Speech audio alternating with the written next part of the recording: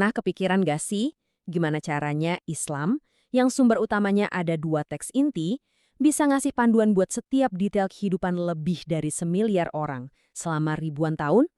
Nah, jawabannya itu ada di pemikiran beberapa orang paling jenius dalam sejarah.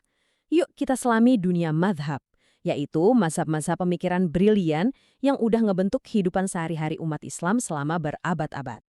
Ini nih pertanyaan kuncinya. Kenapa nggak ada satu buku aturan aja yang berlaku buat semua?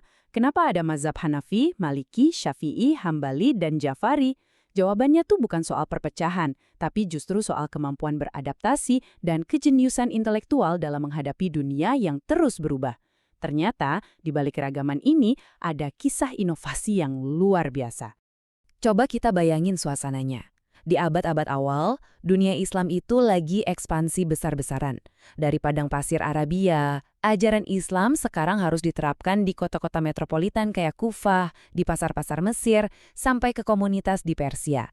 Nah, ini justru menciptakan sebuah masalah yang bagus. Gimana caranya menerapkan prinsip-prinsip inti agama untuk menjawab pertanyaan dan budaya yang sangat sekali baru? Dan yang seru, ini bukan cuma masalah teori loh. Para hakim dan gubernur itu tiap hari menghadapi pertanyaan-pertanyaan real. Gimana cara ngurusin kontrak bisnis model baru? Makanan lokal ini halal atau enggak? Gimana cara nyelesain sengketa keluarga di budaya yang beda? Jarak yang jauh banget dari Madinah bikin mereka nggak bisa asananya. Jadi mereka butuh lebih dari sekedar jawaban. Mereka butuh sebuah sistem, sebuah kerangka kerja yang konsisten tapi juga fleksibel. Disinilah letak kejeniusannya. Para ulama besar saat itu sadar mereka nggak bisa cuma nulis daftar aturan yang nggak ada habisnya. Sebaliknya, mereka justru mengembangkan sebuah proses, semacam mesin intelektual untuk menurunkan hukum langsung dari sumbernya. Ini adalah sebuah revolusi dalam cara berpikir tentang hukum. Mesin intelektual itu namanya ijtihad. Ini konsep kuncinya. Bayangin deh, ijtihad itu kayak kerjaan detektif tingkat tinggi untuk memecahkan sebuah kasus hukum. Ini bukan sekedar opini. Ini adalah proses yang super disiplin, yang butuh penguasaan bahasa Arab, Al-Quran, ribuan hadis, dan logika yang tajam banget. Nah, inilah keahlian utama para imam besar itu. Jadi, gimana cara mereka melakukan ijtihad? Mereka nggak mulai dari nol. Ada hierarki sumber yang jelas banget. Pertama, mereka selalu mulai dari Al-Quran. Kalau jawabannya nggak eksplisit di situ, mereka beralih ke sunnah. Kalau masih belum jelas juga, mereka lihat ijma, atau kesepakatan para ulama sebelumnya. Dan sebagai langkah terakhir, barulah mereka menggunakan akal dan analogi, atau ra'yu, untuk menerapkan prinsip yang udah ada ke masalah-masalah baru. Pendekatannya sangat sistematis. Oke, sekarang kita kenalan yuk sama para arsiteknya langsung. Mereka ini bukan sekedar ulama biasa.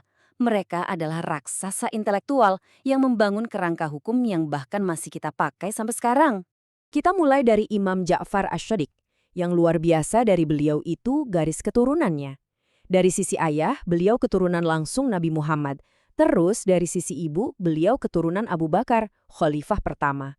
Posisi ini tuh unik banget, seolah jadi jembatan hidup antara tokoh-tokoh sentral dalam tradisi Sunni dan Syiah. Bahkan, beliau sendiri pernah bilang kalau beliau itu dilahirkan 2 kali oleh Abu Bakar. Kutipan ini benar-benar ngegambarin bukan cuma ilmunya, tapi juga pribadinya. Dan yang paling penting, ini bukan diucapin sama pengikutnya loh. Ini kesaksian dari Imam Malik, pendiri mazhab Maliki, seorang raksasa intelektual juga pada masanya. Ini nunjukin dalamnya rasa hormat di antara para ulama ini, meskipun metode mereka mungkin berbeda. Sekarang kita beralih ke arsitek besar lainnya, Imam Abu Hanifah di Kufah, Irak. Tantangan yang beliau hadapi beda lagi. Waktu itu Irak jadi pusat perdebatan dan politik, dan sayangnya banyak banget hadis palsu yang beredar. Untuk ngatasin ini, Imam Abu Hanifah jadi pelopor dalam penggunaan ra'yu atau penalaran rasional untuk secara sistematis menguji keaslian sebuah riwayat dan menyimpulkan prinsip-prinsip hukum. Nah, ini nih salah satu momen paling keren dalam sejarah intelektual. Khalifah Abbasiyah, Al-Mansur, pengen ngetes sedalam apa ilmunya Imam Ja'far. Jadi, dia bikin debat publik.